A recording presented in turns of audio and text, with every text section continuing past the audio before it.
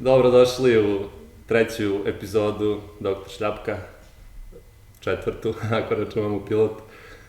Moj gost iz Nemačke je Fabio Diettrich, čovjek koji putuje svetom, biznismen, nomad. Danas je došao ovde na moj poziv da popričamo o tome kako je moguće to da radiš, a da nemaš radno mesto i da radiš ono što voliš i da uživaš i da odmaraš u toku svog posla. Ukratko, sad ćemo malo na srpskom, posle ćemo preći na engleski, ali ukratko putuje svetom u svojim kolima Land Roveru i preko interneta radi posao preko kompjutera i baš ono što smo spominjali u prethodnoj epizodi, ali nismo ušli u detalje što su me posle prozivali na YouTube-u. Ali to je to bilo tačno kao da sam znao, to je sve bilo, vidite, to je ipak bilo planirano. Radi preko kompjutera i sad pričat ćemo o tome kako, šta, kako je počeo, šta ga je inspirisalo i kako je smeo da donese takvu odluku da ne pojavljuje se u kancelariji i da nema šefa i da radi to što ga zanima i što hoće, a ne ono što mora. Nema šefa. Nema šefa, nema problema, plata leže, to je to. Once again, welcome to Novi Sad. Thanks, man. Thank you for accepting this call. Sure.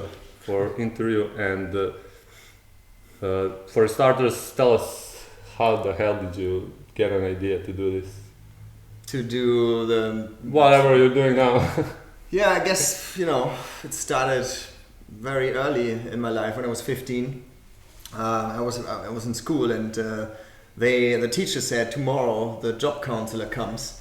So we had like a day off where the job counselor came to prepare us to have a good career.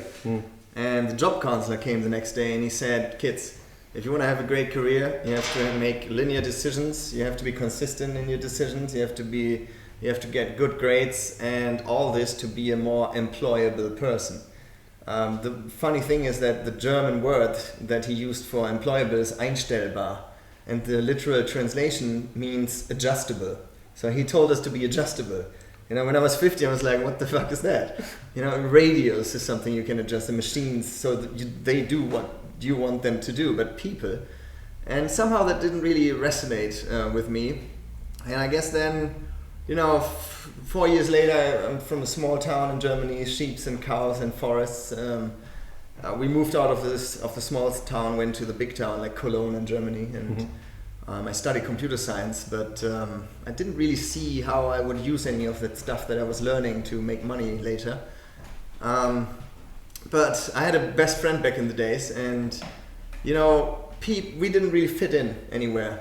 Back in the days you had punks, you had metal heads, you had rock people, you had grunge people like Nirvana and this kind. You had the poppers that were like people listening to stupid commercial. When was this? That was like, I would say 97, 98 or something like that, when we were like 16 in school. And my friend and me, we were nothing of that. We weren't skaters, we weren't anything.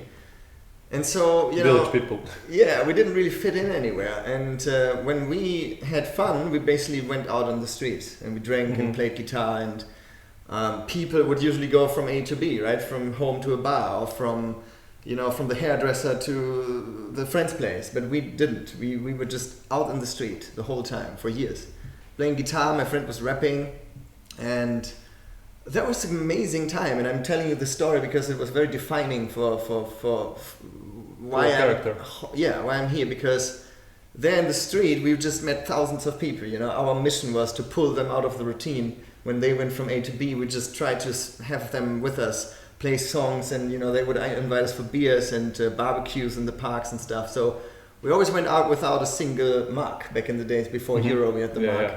Deutsche Mark. Yeah, and I realized there that we don't need anything. We just need the guitar. And then, oh, cool, yeah, that's old.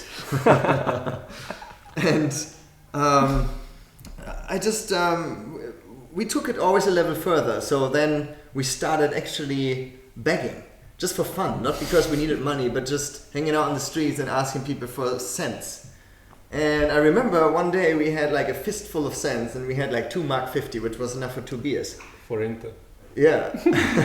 And then we bought these 2 beers, and I realized, wow, we basically need nothing. We can survive on the street just with the guitar and asking people for money. And the logical conclusion of having more and more of that, because in Cologne it was only Germans and tourists, the logical conclusion was go out in the world and sample more of this experience, this novelty, this meeting thousands of people, because that's what I really liked. And somewhere in Cologne I was playing The Doors, the song The End, and a girl walked by, and we were super shy. We were like 19, 20, absolutely no luck with women. We were dressed like shit, like homeless people basically. And this girl walked by, and she looked me in my eyes, and then she stopped and she sang The Doors with me. And I thought, oh my God, this is the woman of my life. And she had to leave, so I brought her to the bus. And when the bus door closed, she said, "Have you read the book The Beach?" I was like, "No." And then she went off, right? So next morning I went to the library, bought The Beach, read the whole book, and The Beach later turned into a movie with Leonardo DiCaprio. They have invented language where they talk Serbian. Oh yeah? Yeah. They're like, danas sam vozio biciklo. They're speaking Serbian basically in that movie. I didn't know that. Yeah. But we had a date the next day because I read the whole book in one day to impress her, and then I sent her a message with some line from The Beach, and then she said, "Yeah, let's meet." And she came to my flat, and I spare you the details, but it was a terrible date. Never saw her again. But I had read The Beach, and The Beach was about someone going to Thailand. And many people of my generation who read that book went to Thailand because of that book. And I did the same, but I had no money. So I actually cancelled my flat for 2 months. So for 2 months I didn't pay rent, and I wanted to use that money to buy the ticket to Thailand. And I already knew I can survive on the street. So I had no place. I had a laptop in my backpack and a couple of underwear, and I would just stay outside. So I would sleep in the parks and sleep on like these things where the warm air from underground parking comes out, so I wouldn't be cold. And sometimes leaning against a tree, I would do my university algorithms for computer science, and then the next morning, without showering, I would go to university. And so I saved the rent, and it worked amazingly well. My happiest moments were always without a key in my pocket. So then I went to Thailand, and I had an amazing time, 2 months in Thailand, and I just wanted more and more travel. And I went to a friend of my mother had a friend who was in Chile and created one of the first startups in Chile. So I did an internship for 1 year in Chile, and it was mind-changing because learning Spanish languages were such a crucial thing in my life. Bienvenidos, tío. Languages were like the door to the world for me. Everything I have is thanks to learning English and Spanish and French and stuff. But I make it short. I was a year in Chile that totally changed me because the founders of that company, they were Cubans, Canadians, Chilean and German. They went surfing every weekend, and they came to Chile when the .com boom happened, end of the 90s.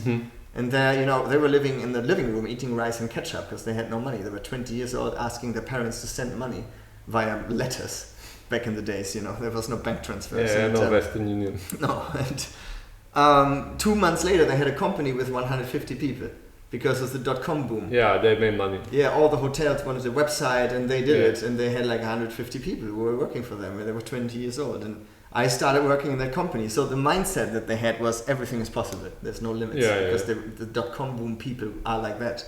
They experience this crazy growth, and I think that was very crucial for me too, learning that everything is possible. And the startup environment in general is very, very improvised. You don't have rules yet because you're doing something new. So you have to just like we're doing this right now.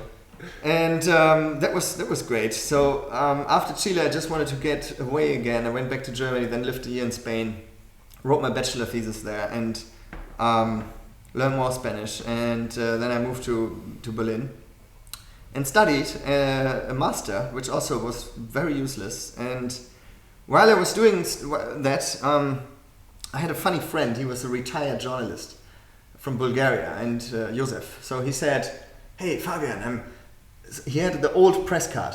It was expired, but he used this old card to sneak into these conferences in the Hyatt Hotel, Hilton Hotel, expensive conference which cost like $1,000 per day.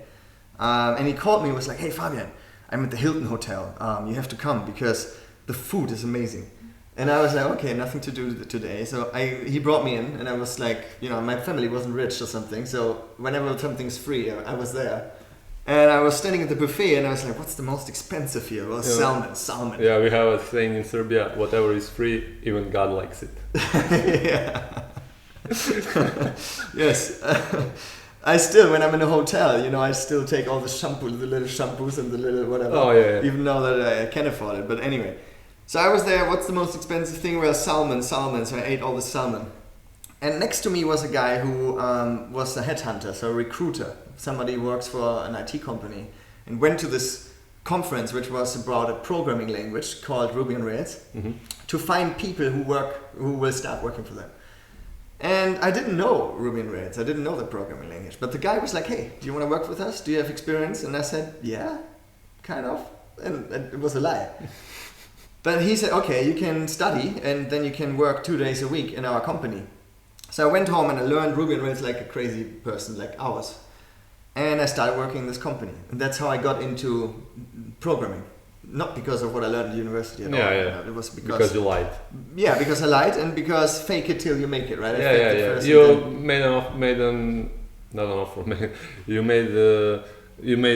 You took a chance and then you just wanted to learn and you learned. Yeah. Basically. Yeah, and made an effort. Yeah. That offer. And the next 4 years, I would just go from one company to another and learn more. Mm-hmm. And then 4 years later, that's now 2006, I walked out of the office of one of those companies, which job I basically got because of the free food, the free salmon, right? And I see a guy on the other side of the street. He was playing a backpacker guitar, and it was exactly the guitar that I wanted to buy at that time. So I asked him, hey man, do you mind if I play a little bit? And he said, yeah, okay. So I sit next to him playing the guitar. And he's from Barcelona, that was in Berlin. He just came back from 4 years traveling through Africa. And I didn't know Africa back in the days, I had no idea how Africa is. And usually backpackers, they go to Thailand, they go to South Africa is like Asia. Most dangerous place you can go. Like. That's what people think, yeah. And also Balkan. Yeah, and he told me the story how it had happened. He was in Barcelona and went to the beach and met a girl, and she had a camping van with a mission to go to Morocco, to Africa. And he fell in love with her at the beach and went home with her to their parents' place. He took his passport and said, Mom, Dad, I'm not coming back for a long time. Sell my stuff, I'm gone. So he went with her to Africa, and they stayed there a couple of months, and then their money ran out, but they realized they can sell the car for 3 times more the price that they had paid for in Spain. So they sold the car, stayed another couple of months with the money they made in Africa. And then they split up, the relationship didn't work out, but Javier was hooked. He wanted to travel and travel more. So he went back to Spain, bought another car, drove it down to Senegal, sold it, and he did that 4 times. And that's how he managed to stay 4 years in Africa, just with the money he made from selling the cars. Yeah. And I said, dude, is that not dangerous, driving through Africa? And he said, no. And he taught me, he took away my fear, because I had this preconceptions and stereotypes about Africa, but he took them away by teaching me how to deal with the police and stuff like that. And so I wanted to do the same, but I had no money. Thing is, in 2006, there was the new Ford Focus released. Mm-hmm.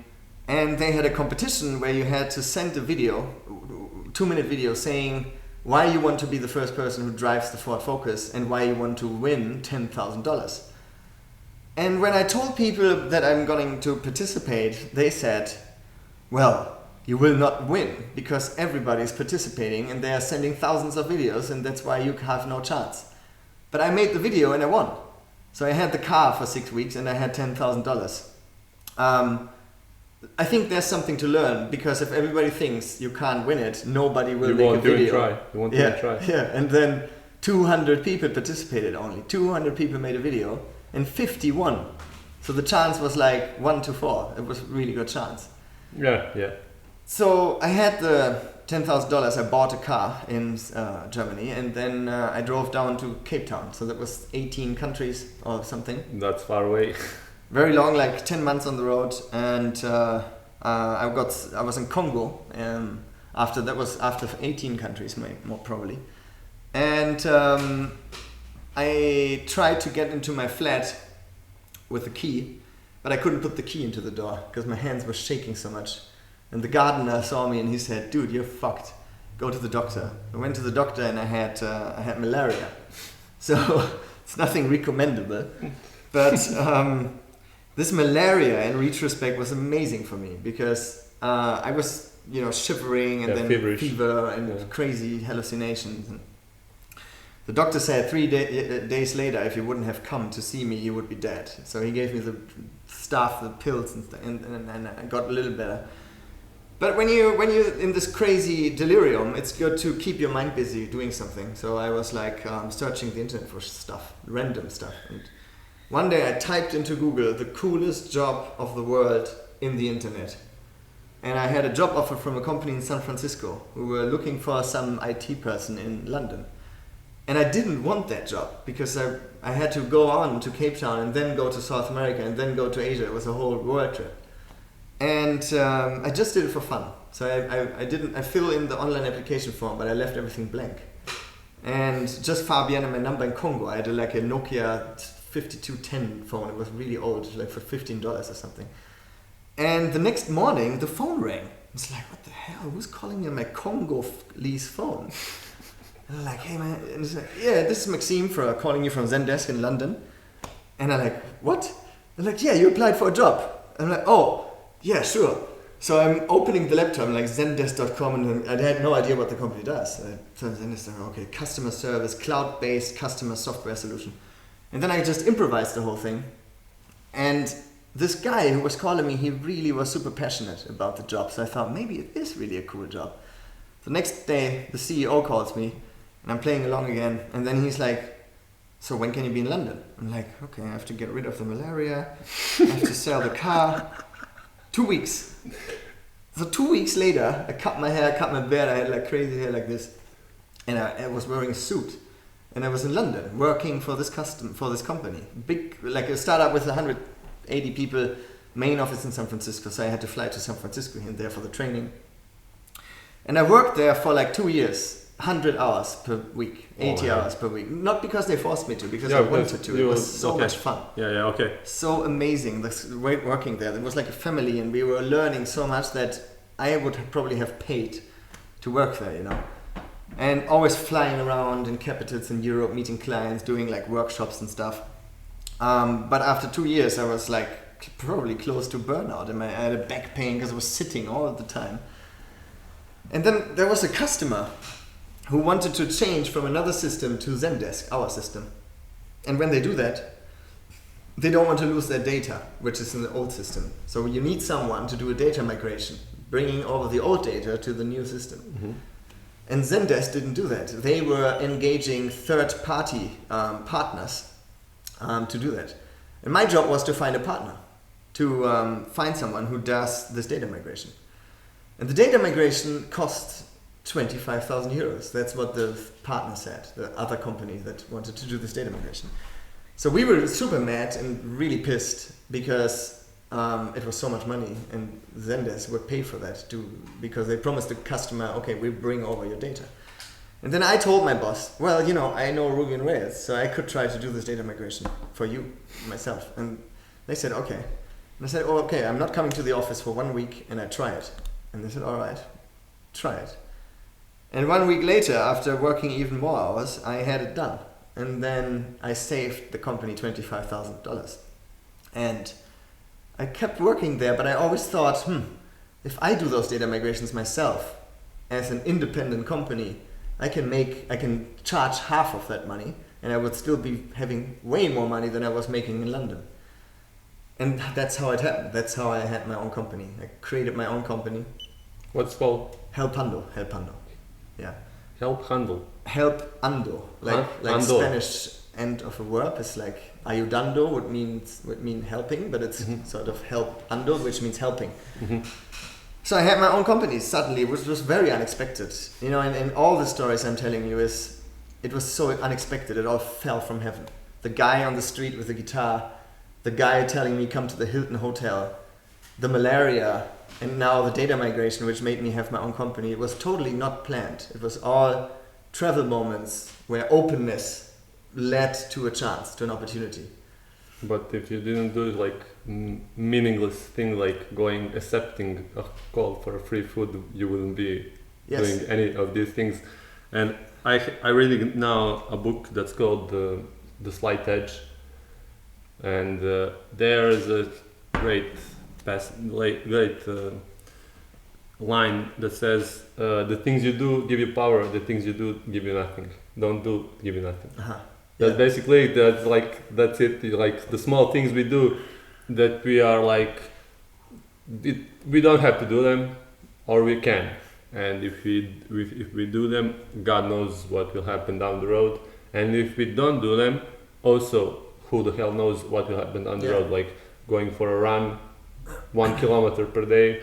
If you do that thing, you'll probably be healthier 10 years from now. If you don't do that thing, you will not be healthier than you are now if you don't have any exercise. Or maybe if you read 10 pages a day of any book, that's 3,650 pages per year. That's like 10 books or 20 books, God knows how many books. True. 40 even maybe if you're reading short books.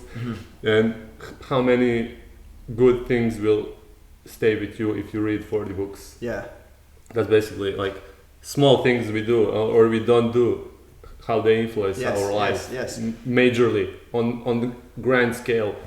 And like if you didn't do any of those things, where would you be when you're 40 years old? I probably would have gone the route of the job counselor. The job counselor when I was 15. Be adjustable. Yes, and he basically narrowed down the options to 3 options. Either you finish school when you're 16 with a normal 10 classes, and then you can do an apprenticeship. So you become probably you could become a carpenter or a mechanic or something, where you do 3 years of learning some sort of craft, usually something with your hands. Or you can study 3 more years and then you get the so-called Abitur, and then you can study at the university. Or you can just do nothing, right? And he said this is your 3 options.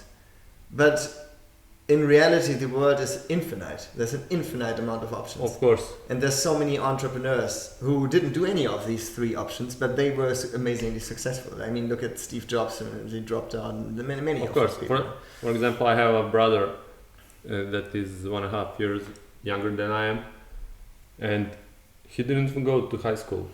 He was like, who gives this shit about this, And it was like, entire family, even me, was like judging him because he didn't do what the system tells you to do. But now he can make more money, like 3 or 4 times more money than I do in one day, because he knows so many things to do, like construction, making monuments, making gravestones, any kind of construction. He can make like electrician, he can be electrician, he can build in windows, he can carve out things, so many different things he can do that he gets paid for, like from in range from 20 as a regular worker to 50-60 euros a day, because if he gets a crew and he's the boss, and that's like, and I'm sitting in the office, finished high school with good grades, finished college with average grades because I didn't like read that much during college, because I went to school. What's the good school? Okay, this. Okay, I go that. Then what's good college? This. Okay, I'll go there. But then I got there and I didn't want to do that, and then I dropped out and got my exam again, and then I went into something that I liked a little bit more, but it's still not the thing that I want to do for the rest of my life. And now I'm doing a thing that's even on like periphery of my skill, and then I have to learn, as you said, you have to learn for 2 or 3 years just to get enough practice to work on your own. And I still don't make money even close like my brother who didn't even go to high school. I have even younger brother who also didn't go to high school because he didn't want to. He was like changed 3 different high schools. He dropped out of each and every one, and he like has a place with another guy. They're working together, and they breed sheep, breed goats, breed pigs. You know, farmers basically. Yeah. And they make insane amounts of money. You know. Yeah. And then, what's the cost? I make small amounts of money, and my hands are clean. And they make huge amounts of money, and their hands are dirty, and they come home and wash them. Yeah. You know. Yeah. And that's like you have examples all around yourself that you don't have to work. They work hard, but if they change some small amount of their actions, they will probably work easier, much more easier. And one day they will have 30, 40 people working for them, and they won't do anything, just make calls. Yeah. Yeah, I guess, you know, what it comes down to. There's an infinite amount of options. Yeah, and also when we are kids, you know, when we're like 4 or 5 years, 6 years old, you don't have to tell a kid how to play. You know, they know. They don't. You don't have to tell them. Just put them in a crowd, and they will figure out the rules. Yeah, and they are not afraid. They're usually curious. Usually, all of us want to explore the world, but it's those people, like the job counselor, institutions, schools, parents, the system, whatever, society, which sort of narrows down the different options you ought to have for you. And then if you accept it, you get into this. And if you don't accept it, you know, it's maybe a little bit more difficult in the beginning, and you get some weird looks from the society because you're not following the rules, but then your options are infinite from one moment to another, no? And I think, you know, when you have a bunch of, let's say there's a lake where many people fish, but there's another lake where no one fishes. If you go to the other lake, it's way more likely you'll catch a fish. You know, fishing is best where no one goes. Or a bigger fish. Yeah. So, you know, if you don't follow the crowd, if you're they say there's 5% of innovators and 95% of more like, let's say, sheepish people. Workers. Yeah, then it automatically means that the competition for you is lower because you're doing something that no one else is doing. Or maybe there's like 5% of people that are allowed to be innovators. Yeah, and the rest of for them, some reason they are. And the rest of them are kept in line not to do things like that, and they're not inspired to do things like that, so they would have enough workers. Yeah, and that's exactly the people that told me, don't make a video for Ford. Yeah, and why would you listen to a worker? But then I did the video, and I won because nobody else did it. You know, that was a good example of how it works, I guess. Yeah, so, I had this company then, no?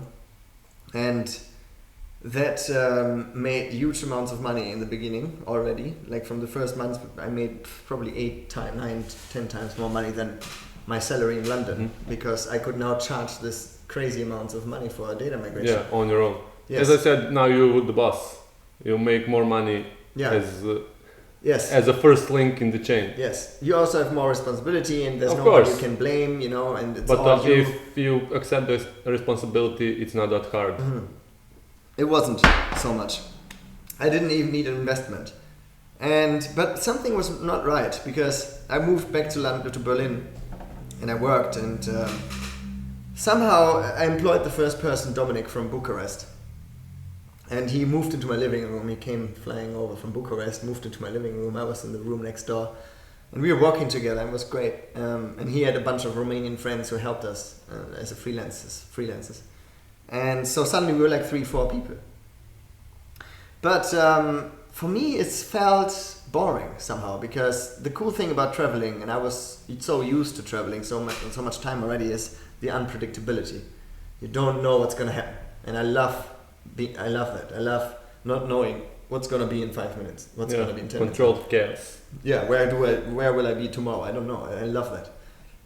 Now, having this company, I was making money. I had an office. I employed people.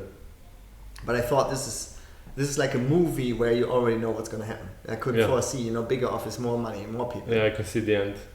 And that wasn't interesting somehow. And so I went on Facebook and sent a message to a friend, David. David is this guy from Cape Town, white guy from South Africa.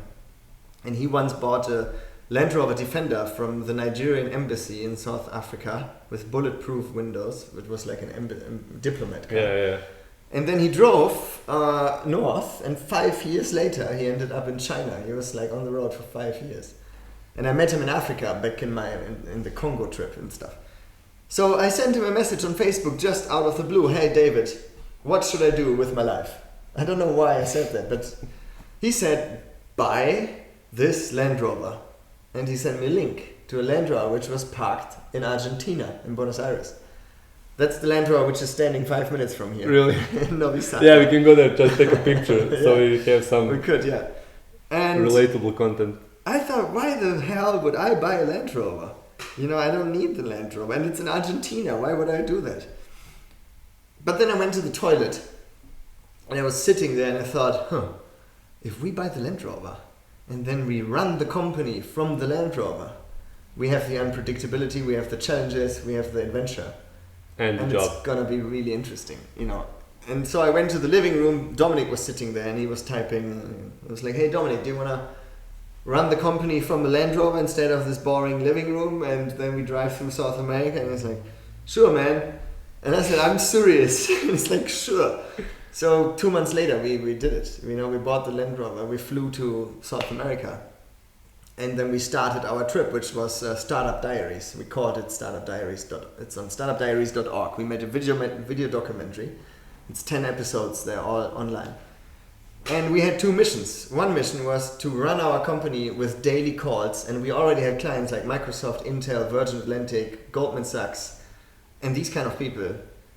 Daily calls, daily jobs, from the road, doing it from petrol stations, from deserts and jungles and hostels and hotels and anywhere. That was, and like us being a nomad company, you know, driving from Argentina, Uruguay, Chile, Peru, Ecuador to Colombia. It's like 18,000, 19,000 kilometers.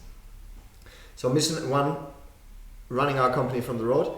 The second mission was meeting people who redefine work. Nema chef, No problema. You know, people who said no to bosses, no to hierarchy, no to hours, no to 9 to 5, and who dress like they want, and if they want, they come on a skateboard to work. You know, so we were trying to find those kind of people and include them in a video documentary. So we did that for a year. It was challenging in the beginning, very challenging, but because we had the calls, you know, with the people, and they didn't know we were in the desert. So we had to make sure it's all like, for them to, it seems like we're in an office. We're serious people, but we're not serious. They didn't know you were in the line road. Yeah, no, they didn't know, but we somehow made it happen, and that was super interesting because in Berlin we worked like 8 hours a day, and now in South America we had no infrastructure, we had no Wi-Fi, we had no toilets, we had no restaurants, we just had the fucking How did you manage the internet? Like everywhere you are, you can buy a SIM card, you know, from Telenor or Telecom or something. In Montenegro now I have the best internet I ever had on the world. For 10 euros I get 100 gigabytes of data, which is I have that on my phone. Yeah, it's so much data, and it's 4G, so you can do video calls. Yeah. You can watch Netflix for months with 100 gigabytes. Yeah. And it's not expensive. And 2 years contract, you get it all the time. Yeah, I don't have a contract because I'm not a resident, but I have the tourist 10 euros a month. Yeah, and so in any of these countries, we just bought the SIM card, and then we had a couple of gigabytes. We could use that for email and sometimes for calls, and you know, when we're even in the desert, sometimes we. Yeah, you don't need much data to send your work. Yeah, no, we're not video editors. You just need text. Yeah, text and some stuff. Like kilobytes, basically. Yeah, kilobytes, and you know, we do data migrations. That means sometimes we have to download 50 gigabytes of data, but we just rent a server. This server is somewhere in the US. Yeah. And then we give a command. We remote control it. So we can be in the desert and say, server, download the 50 gigabytes from Chicago onto the server. And then we just remote control that stuff. Yeah. So we don't need the big bandwidth. We can do it from anywhere. Yeah. And so we were actually making thousands of dollars from the desert sometimes, you know, and it totally worked out. And how did you spend thousands of dollars in the desert? We didn't spend it. I was thinking like camels and things like that. Yeah, we had some fun. We didn't have much time because in Berlin we worked 8 hours a day, and now we had to do this same workload, but also film a video documentary and drive 20,000 kilometers and fix the car and interview people and edit videos and do the social media work and show up in the news and all that. So it was a big amount of work in the beginning. But because of that stress, because of that pressure, we learn to work super efficiently. Yeah. And especially these offline phases, when we were in the desert driving 6 hours without internet, you know, we were 3 guys. So one of the guys was driving, and then Dominic and me, we had so much time because there was no Facebook, no emails, no internet. We could like think about what are the things that we do on a daily basis that cost us a lot of time, but which are repetitive and stupid. Like that we are overqualified for, like scheduling calls. It can take 10 emails to schedule a call. Because the person is, hey, we need a call. And then I'm like, I don't know where the person is. So I don't know if they're in San Francisco or in Australia. I don't know the time zone. So I have to send an email back. Where are you? And then like, we are in San Francisco, which is PST time zone. So I have to calculate where is that. Okay, I'm in Germany. That's minus 9 hours. Look at my calendar. When am I free? 10 emails until you have a call sometimes. So we found ways to improve that. And we also had a lot of time to set up custom shortcuts. You know, Command C, Command V, and copy and paste. But there's so many other shortcuts that people don't know, which can amazingly speed up your workflows. So we created these custom shortcuts when we were in the desert. On your keyboard? Yes. Custom shortcuts. So that means... Yeah, you rewrite commands on your keyboard. Yeah, that maybe it inserts certain texts in an email that I don't have to rewrite or copy from another place, you know, very quick. I used to do that when I teach English. So like I needed to make a report about every single customer, you know, and then I made like 5 custom like that I would have everything about what they could be doing or what they could be saying, and then I would just copy this there, change the name, send. That was it. Like, it took 5 seconds instead of 4 minutes. That would basically. I had 5-minute pauses between lectures. You know, 5 minutes, then 5-minute break. 5 minutes, 5-minute break. And in that 5 minutes, I didn't want to spend half hour after everything sending reports, and I was always in those 5 minutes. And then like from 4 minutes, that would take me to 10 seconds and send. Yeah, and you know what? It's not only the time that you save, it's also maybe you were doing something else. And it makes a big difference if it pulls you out of this primary task that you're doing. Just 10 seconds or 4 minutes. Because if it's 4 minutes, you need to get into this task that you were doing you need before. to focus. Yeah, so it makes a big difference if it's 10 seconds or 2 minutes. Yeah, it's more mechanical. Yeah, it's like done. Yeah, and then you're still in this, what you were doing before. And that's very helpful. So anyway, this trip was amazing because we showed up in the news. Like the topic of that work does not have to be at a particular place anymore, that you don't need to be in an office, that you can work from home, that you can work from anywhere, as we did in the fucking desert or in the jungle, and we still made it work. That's a very hot topic, the digital nomad movement, you know, people stuck in traffic every day for an hour in the morning and an hour in the evening. How much time you waste, basically. You waste a lot of time. And also commuting, and just if you're not even stuck commuting. Yes, and also when you get into the office at 8 or 9 a.m. and your boss gives you tasks, and you know that you can finish that task in 3 hours if you work focused and disciplined, why would you? Why would you stay at 8? Why would you finish it fast? Because you have to stay in the office 5 more hours until 6 anyway. Yeah. So why would you be a focused worker? Why would you be disciplined? But if you know that when you're done, like we did, or like any freelancer or entrepreneur knows, then you work more disciplined because you have the freedom to decide what you do afterwards. And that's a big game changer. So the topic was it still is very hot. The society worldwide is changing how we work. There's companies now giving people freedom to work from home or work from everywhere. In the US mainly, but also in other countries it's happening. So we were in the news, like in Wired, which is a big thing. You know, and in TED, we had a TED talk, a TEDx talk. Yeah, I saw that on YouTube. Oh, it was terrible, that talk. That's my first talk, so it's really bad. Yeah, it's okay. So that gave a lot of attention to the project, the first Nomad company. And because of that, I got invited to speak at conferences about the future of work, about how organizations change, about traveling, because I think none of this would have happened if I wouldn't have traveled. The languages, the context, the people, the openness, the trust, experience. The experience, exactly, the experience. It's that's it. And the trust that people are nice, that I won't be hurt, that it's not dangerous, because the world is not dangerous. I don't know why, like stranger danger, you know. Yeah. That's United States based, because all the kidnapping and pedophilia and things like that. No question asked. Things like that exist in the world. There are a lot of peoples that are basically animals, that are terrible people. But I believe that a lot of more people are not like that. No, 99% of people are nice. For example, I went last year, I told you I went last year to the seaside, Adabojana. And my friend was there. I didn't go like without any goal. I went there to spend time with her, to have a good time. But she worked from 9 to 9. And I had nothing to do all day long.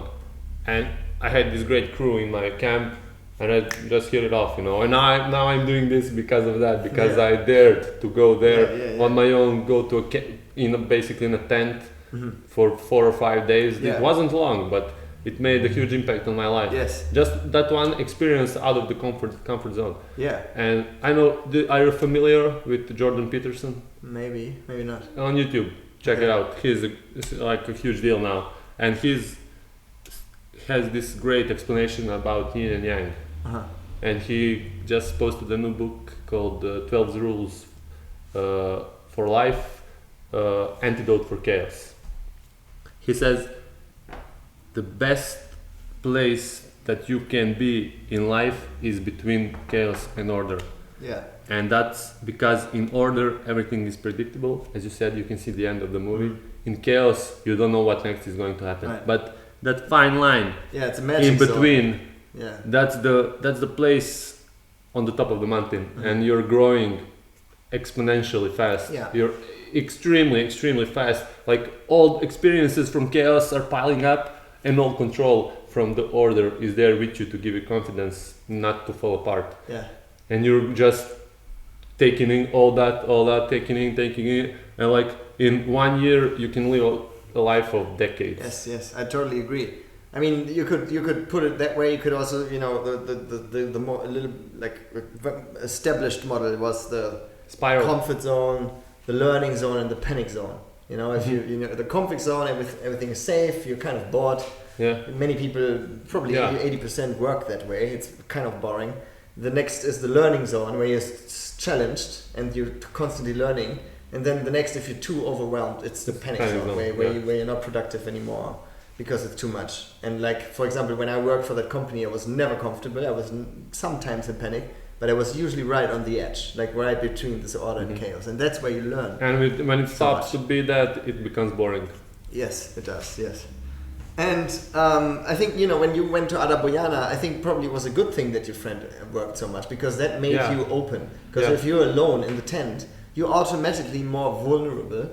Then people receive you as more vulnerable, and that influences how you look, how you interact with people, and then they will invite you probably, or be open too, or you are open, and then you meet people, you know, and meeting people is always broadening your horizon. You meet new impact, new influences. New worlds. Every person is a new word, especially when those people are very different to you. That's why traveling is such a great, can be such a great impact, because you're meeting people who are so different to you that it pushes the boundaries of what you thought is normal. You know, it pushes what is relative. You realize everything is relative. The rules from Germany or from Serbia, they're just one ambiguous set of rules, but they are living completely different, you know, and then you realize there are no rules, and you come up with your own rules, and that there's an infinite amount of possibilities in this world, and that makes you a free person. Yeah. Basically that's it. Every culture has different set of rules, different set of beliefs, different set of religion, and every religion is like ground for cultural, psychological programming. And someone will in our culture, for example, my mother didn't go to high school because her father was like, why the hell do you need school? Because that was the old system of belief and old system of thinking, and everyone was like, that's obsolete.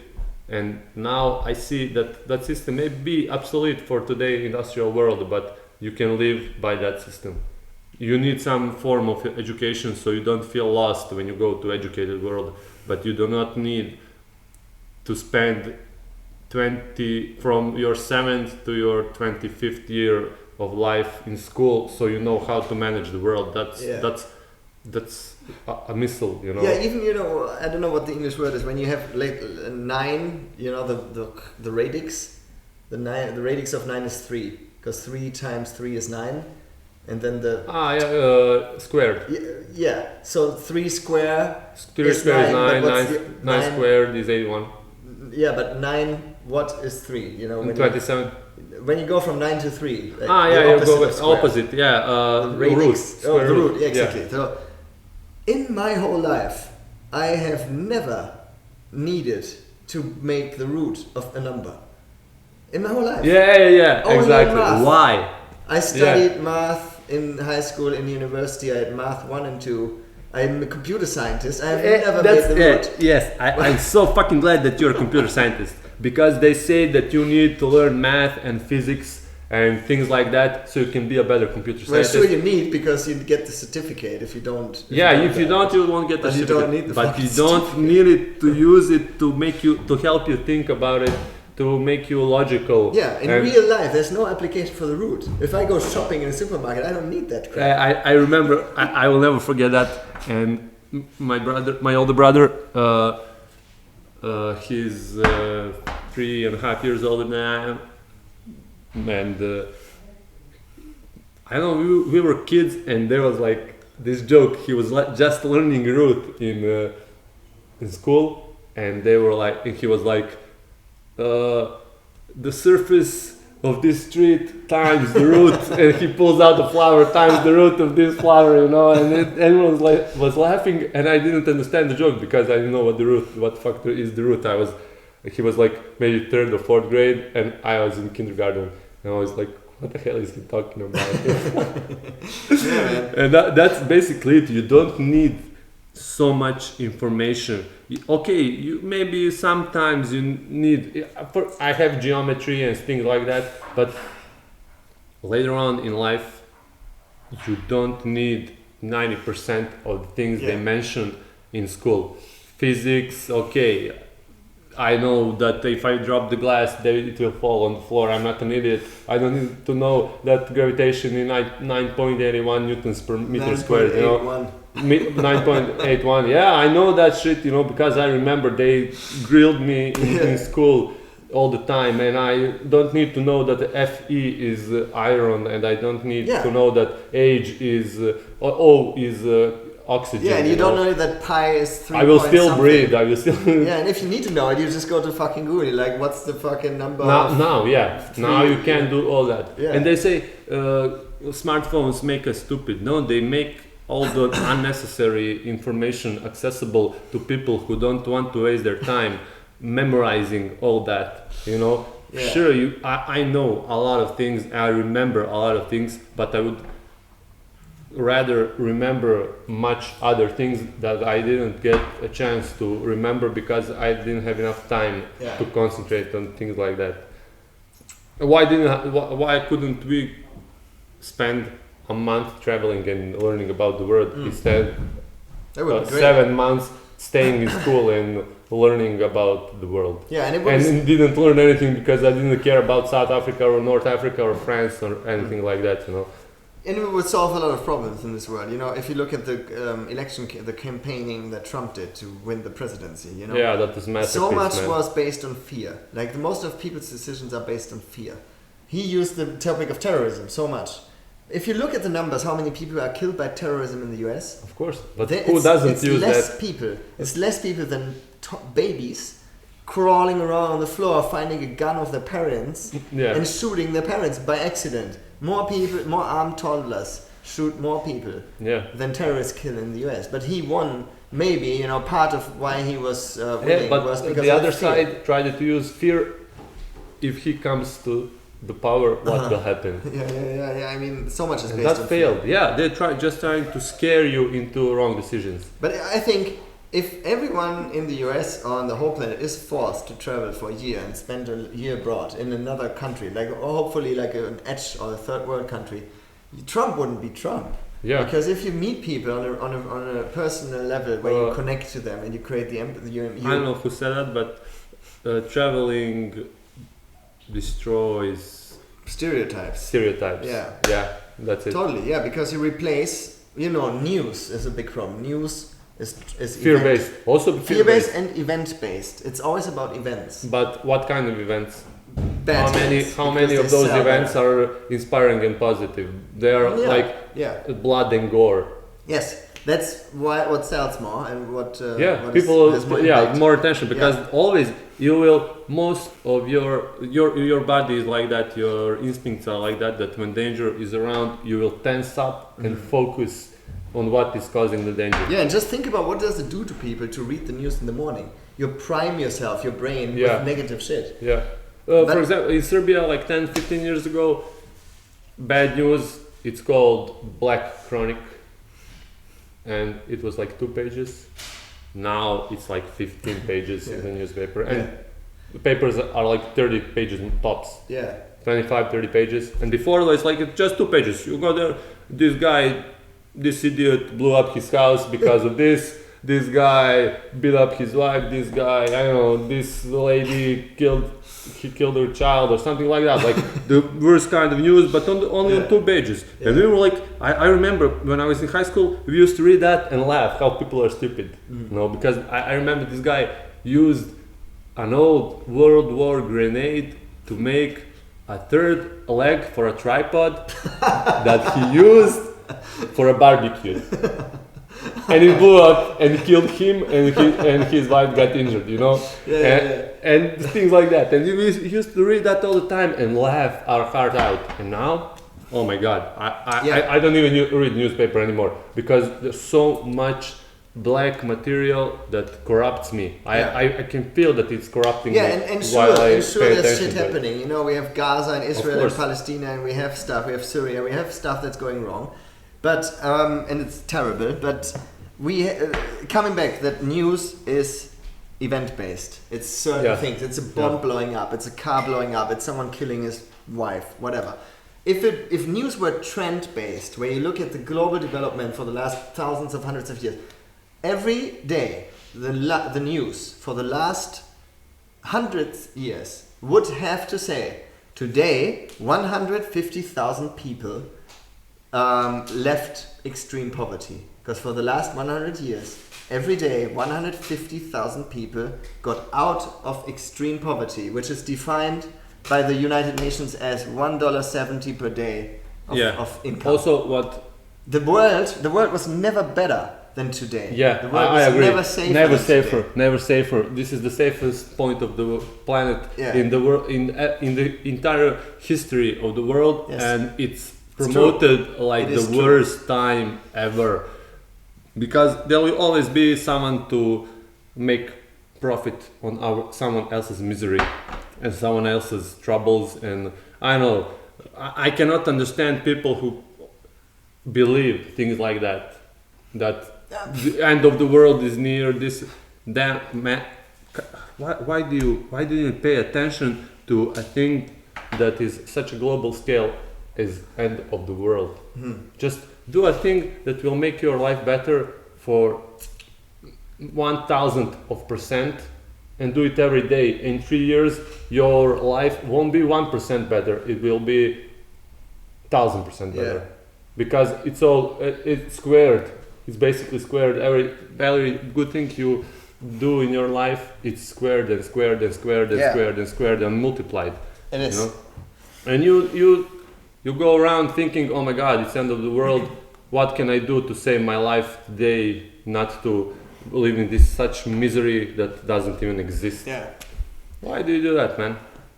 Yeah, and if you walk around, they did a survey in Germany. If you walk around anywhere on the planet, but in Germany too, if you walk around and you ask 100 people, is the world worse, the same, or does it get better? 9 of 10 people say it's getting worse. or it stays the same, but it's the opposite. the probability of dying because of a violent act of another person was never that low. Yeah. Children, they call it the child death rate. Children who die before they reach the age of 5 was never that low. If you look at Malawi in Africa, which is the worst country at the moment, in 1950, probably about 400 to 500 children died of 1,000, 400 or 500 of 1,000, died before they reached the age of 5. Now it's like 60, 50, something. Yeah. You know? Yeah, and you know who has the best rate of not dying of children? Cuba. Okay. And Cuba is promoted like the worst country in the world for the last 50 years. I was in Cuba like recently. 10, 15 years ago that stopped. But before that, Cuba was like the worst country in the world because they didn't fit into the narrative. And it's funny you mentioned Trump because I had like 2 weeks ago a conversation with a girlfriend of my coworker, and she said, this happening and that happening, and Trump is the worst guy ever. And I was like, didn't he just make up North and South Korea or something like that? And she was, no, didn't you hear? No, that's all over. What is your source? Okay, and she starts listing all the sources that are proven lately that are lying all the time in their broadcast. And I tell her that, and she was like, no, that's not true. Okay, not true. And today, while I was coming here in the train, my friend sent me a text that Trump denuclearized North Korea. North Korea will give away all nuclear weapons. Mm-hmm. And that was the prime topic for the last 2 years. Will North Korea activate nuclear weapons? North Korea did another nuclear test. North Korea is making nuclear weapons. I'm sure he'll find another country that will now be focused for nuclear exploitation and things like that. But if that guy is doing so much evil in the world, how come that unemployment rate in US is like under 6% now? That's the lowest in the history of the world. And African American, let's not call them Black American because they will crucify us. Why? How come that the African Americans also the lowest employment rate ever? Do you know why? Because he's deporting all the immigrants from his country. And that's good? Yeah, because he doesn't want illegals in his country, useless illegals who make more damage than good. Yeah. Why is that a bad thing? Let's not get started. Yeah, no, we don't want to. I'm trying to get political. I'm just. You said bad things. I said good things, but what is the truth? We don't know. The truth should be based on facts. We shouldn't even care. Yeah. We shouldn't even care because. But we should care about the truth. What we should care is our neighbor healthy? Is his cattle healthy? Is his child healthy? Is my child healthy? Is my community healthy? Right. Is mindset okay? Yeah. Or are we all thinking about bad and worse? Yeah, but maybe, what if your community is healthy and another community is not? And then you could give something to this other community so they are healthy, but that would mean that your community is not as healthy. The world is very complicated. Okay, but how come will you give something away that will make you unhealthy? How will that make you unhealthy? Well, that probably people don't do that, Yeah, but that how does it say? Love your enemy, or something like that. That I believe that basically means you don't need to accept their actions as like good things. There are probably bad people and that they do bad things. But if you think about them as humans and not subhumans, you will. When you meet them, you will not treat them as such. You won't think about them as less worthy than you. You will give them a chance to explain themselves why are they doing things that they are doing.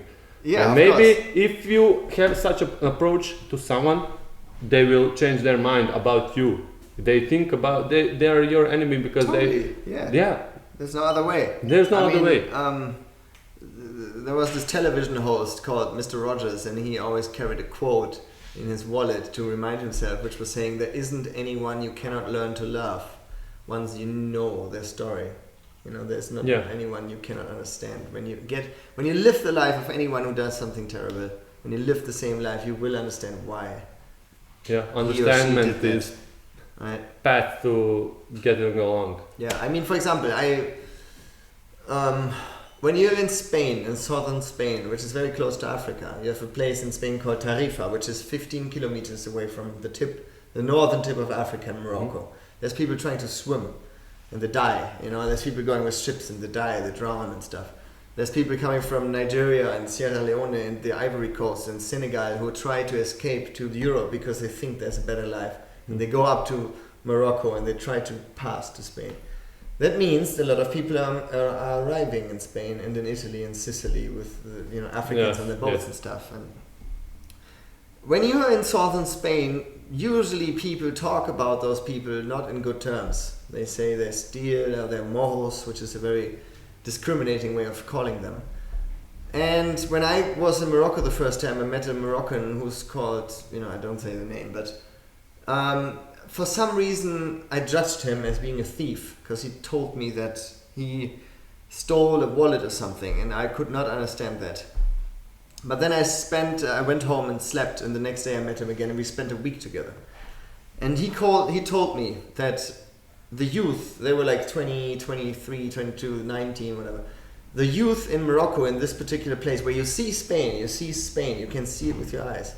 This is the promised land. This is where you think you're going to be happy. You get out of the shit of Morocco and you go there. They do stuff to get there. For example, when there's trucks coming and the trucks go on the ships, they take a belt. They tie up below the truck and they stay there for a long time. And it's super dangerous because, if the truck goes on the ship goes to Spain, the truck leaves the ship, and then the truck goes to some city. They have to stay there sometimes hours and the truck goes really fast. And when the truck stops, you don't know how long will it stop. Is it just a second? Is it 2? Do I have enough time to untie myself? Can I run away? Or will it drive over me and I'm dead? This guy I met, he did this many times and he was deported by the police when he was in Spain. And then he had a girlfriend in Barcelona. He managed to stay a couple of years in Barcelona. And then he was deported again. And he did it again and he grew older, and so it's more dangerous, less flexible and stuff, less fast. And I was thinking, because what he does when he gets out of the ship on the other side and unties himself from the truck, he just has to run.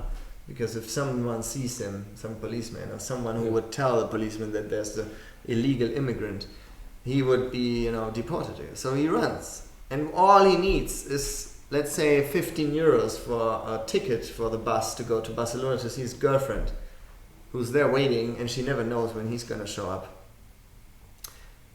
If I'm in that position, maybe I would have, let's say there's people, rich people in a restaurant eating and they leave a tip on the table. Maybe I would have taken it, Maybe I would take it because I need a bus ticket to see my girlfriend in Barcelona. Yeah, you don't know what's behind the action. So when I get into the story of that guy, I can understand it. I can create this empathy for it. And I think that's the beauty of traveling, that when you meet people on this personal level, you can understand. Yeah, you destroy stereotypes, as you said. Yeah. Yeah, I agree totally. But I can also understand the actions behind all that deportation of immigrants. For example, if Serbia is overloaded with immigrants and we are becoming weaker and weaker because of that. Mm-hmm. If we deport all the immigrants that are useless, let's say, in some way, they're useless, they're just taking social care and things like that, that's like leakage of money. Mm-hmm. And we deport them all, and Serbia becomes much, much stronger in a year or 5. We can help those countries that are having issues that people are running away from. Yeah. And what country is stronger and more economically prospectful than United States? Mm-hmm. I believe that they will, in 5 years, they will become not superpower, then superpower squared, because of all that economic power that their own people will hold in their hands. Right. And they will be willing to help all those people that are trying to get there, and they will be more understanding. I believe that more comfort in your life creates more creativity. Yeah, sure. And people start to get ideas how to help everyone else around them. Not all people, but 1.1%, 0.1% is enough to change something. People, you will have more people like Bill Gates, or you will have more people like, I don't know, Elon Musk or something like that, because they have economic power to become like that. Yeah, you need a certain level of standard and freedom. Yes, you need people. Yeah. And before you had like tons of people coming in and just costing all this money that can be used in much better way than just helping them stay there and doing nothing. Yeah, I agree. Yeah. Thank you for this great talk, man. I'm really glad you came here. If I get ever close to your neighborhood, I'll give you a call. Let's go, Luštica, man. Yeah, Luštica, okay. If you come to Subotica, it's also Ca. We do. Give me a call, man. We'll have another talk. Let's do it. Offline. Yeah, sounds good. Great talk, man.